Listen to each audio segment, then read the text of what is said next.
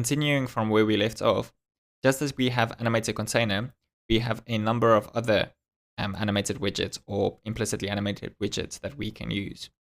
As I mentioned, throughout this course, we will explore some of these as needed. However, it is not necessary to go into detail for each animated widget, as the underlying concept remains the same. It is my hope that by the end of this course, you will feel confident enough to know when and how to use implicit animations, and also how to create your own custom animations.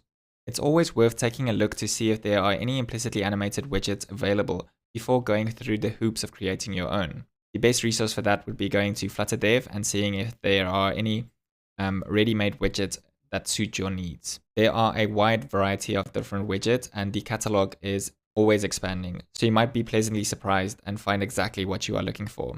That said, let's continue and explore what other implicitly animated widgets Flutter has available. Okay, so to begin, let's look at the files as well. As you can see, there is an animation folder, and this animation folder contains all of the files with the implicitly animated widgets. So we are looking at crossfade. So let's go to the crossfade file. And as you can see, it's animated crossfade. And we have an attribute called first child, second child. So what this does, it changes the value between the first child and the second child with a duration that we set. And all we need to do is change the state. And this state is an enum that can be show first or show second. And as we click change, it changes the state in a set state call. And that results in a crossfade transition between the two widgets that we supply. As you can see, very easy to do. So let's continue to the next example. Next up is a physical model. A physical model is essentially just this block that you see here. Depending on what the child is and depending on the attributes that you give the physical model, it will basically paint what you see on the screen. So let's jump to the file. As you can see, animated physical model. A thing you might have noted by now is that all of these animated widgets are called animated. So if you jump to the documentation and you look at animated container and you do we don't want to play that, and we do a control F for animated, you can see all of these animated widgets that we have here. Let's go back to the code. Let's see what happens when we animate the physical model. As you can see, it changes a couple of attributes. It changes the elevation, the shadow color, it changes the actual color, it changes the border radius.